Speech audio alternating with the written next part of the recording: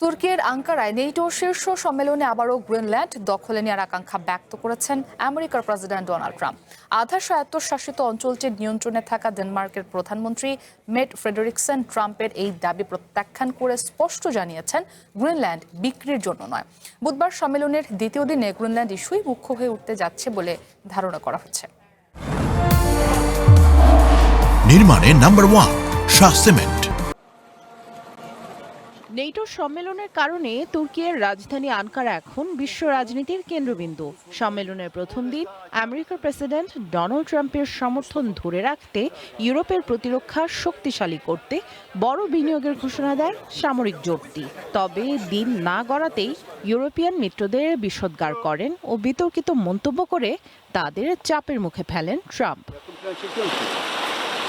গ্রিনল্যান্ডের নিয়ন্ত্রণ আমেরিকার হাতে থাকা উচিত বলে দাবি করেছেন আমেরিকার প্রেসিডেন্ট। ডেনমার্ক এই অঞ্চলের সুরক্ষায় পর্যাপ্ত অর্থ ব্যয় করছে না অভিযোগ করে তিনি বলেন, গ্রিনল্যান্ডকে ঘিরে ফেলেছে রাশিয়া ও চায়নার যুদ্ধজাহাজ।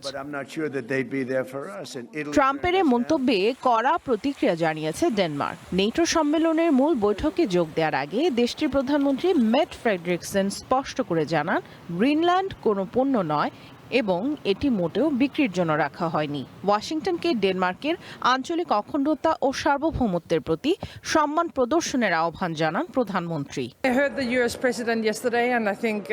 আমরা একটি সার্বভৌম রাষ্ট্র এবং বিশ্ব নেতাদের কাছে আমাদের আঞ্চলিক অখণ্ডতার প্রতি সম্মান প্রদর্শনের আহ্বান জানাচ্ছি।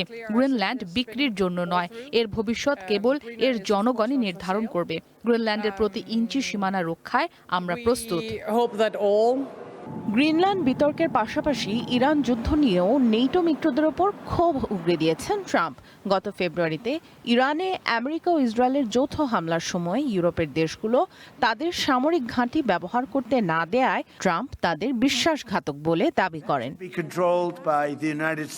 এদিকে ইরানে আমেরিকার নতুন করে হামলা জরুরি পদক্ষেপ ছিল বলে সমর্থন দিয়েছেন নেটো মহাসচিব মার্ক রুটে। সামিয়া জান্নাহ, ওয়ান ইন্টারন্যাশনাল ডেস্ক।